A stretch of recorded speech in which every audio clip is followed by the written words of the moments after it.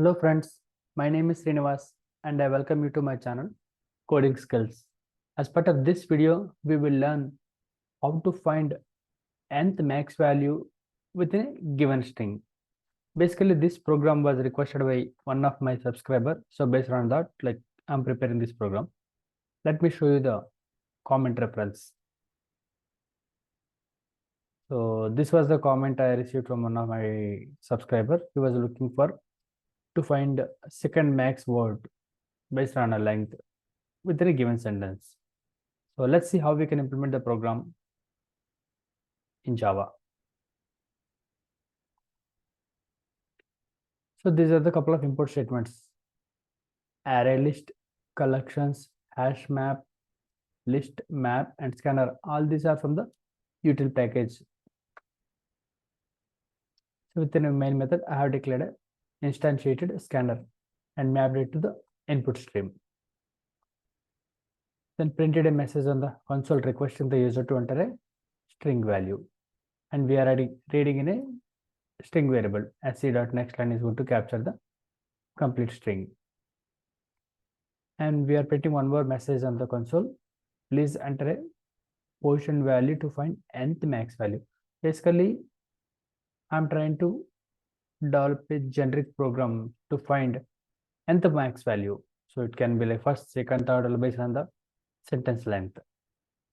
And we are capturing a numeric variable, position value equal to sc.nextInt. Once we have these two values, we are performing a basic check. If the given string length is equal to 0, means if there is no proper input was supplied by the user, then we are simply messaging and displaying a message, please enter a valid string. If not, we are invoking a function. Function name is find nth longest word. We are supplying the input value string and also the position value that user is requested. So public static void and find nth longest, and it is taking those two parameters as mentioned here. Within the method implementation, so we took couple of variables like map words by length. So this I will be using to store all the words by length. And the next one is list key list, which is after array list. I'll be storing all the numeric keys within this array list value. And string all words, which is after array, str.split with a space. So we are trying to split the given string with a space. So all the words will be captured in a string array. And there is an integer key which is defaulted with a null value, which I will be using down the line. So we have started with the for loop.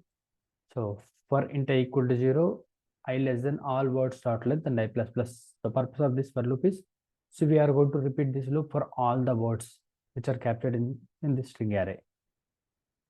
So we are storing in a key variable like all words of I dot length, means for each and every word length we are calculating and storing in a key variable.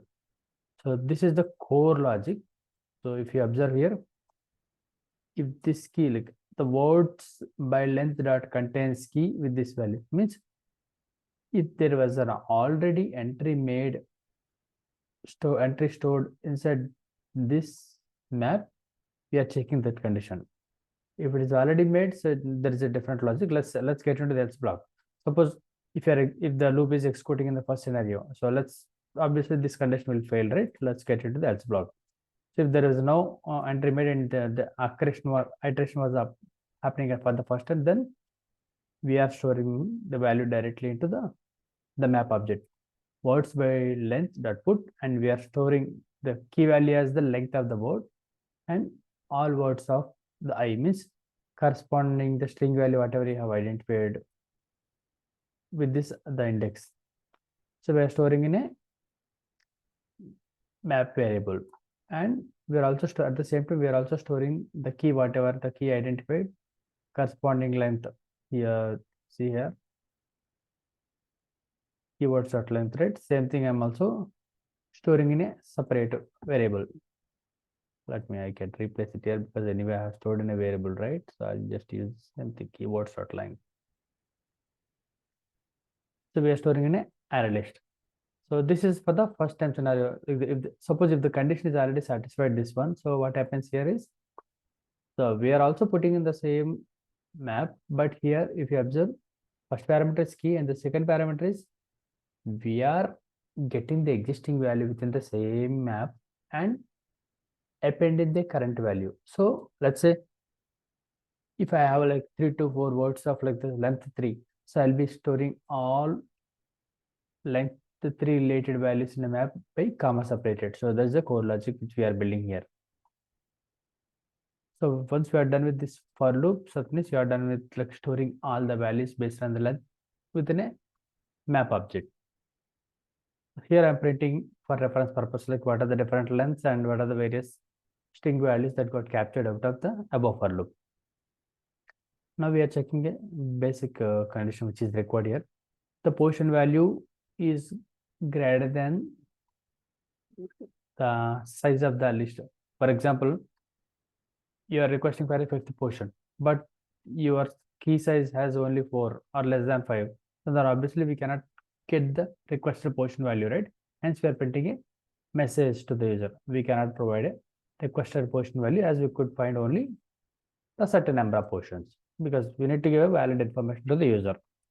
If that is not the case, then what I'm trying to do here, the very first step, I'm trying to reverse the sort the collection, like sort the array list. Basically in this array list, I have all the length values stored.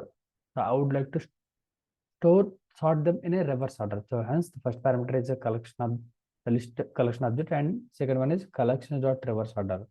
If I'm not passing this parameter, it will be like sort by ascending, but I want to make the sorting in a reverse direction. So hence we add this statement. Once the data is sorted, hence we can iterate on the sorted list.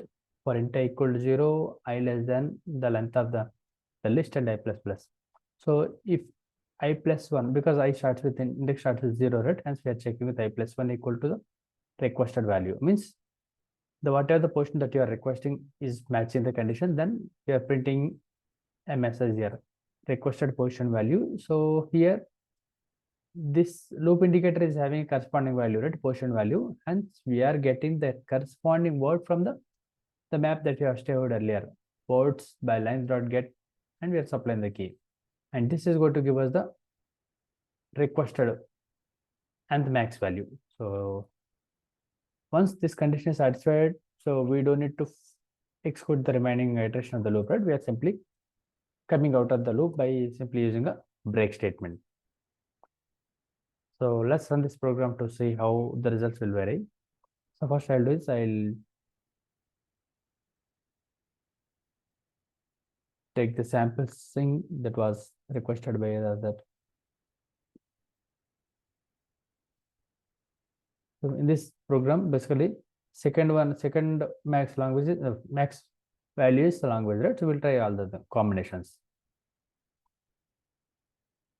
This is the actual string, and but I don't want to directly try the second one. I'll try all the combinations. So I'll try first one first. So these are the various string values. The first one is out of all these things. First one has 11 characters, right? The first one is demonstrate and the programming, right? And I run the same program for the multiple iterations. Now I enter second portion. The second portion is long because the topmost is 11 characters in length. Obviously, second one is 8 characters in length, which is the long ways.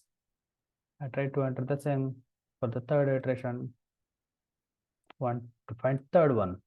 So third one is sample, because 6 is the third highest value, right?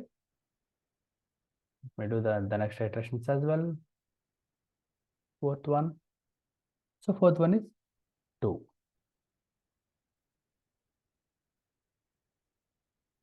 And the fifth one, so only this is the fifth highest value compared to the, and if you enter, if I ask for the sixth portion, you'll get an information message. We cannot provide the request. There is a typo error here. I'll just correct it. Requested portion value, as we could find only 5 portions. You are requesting for the 6th portion, but we don't have the 6th portion at all. This is a way can demonstrate and we can see all the possible combinations. Please like the video and share it with your friends. In case if you are having any specific questions, please do let me know in the comment section below. I'll try to make the video as early as possible. Thank you very much for your support.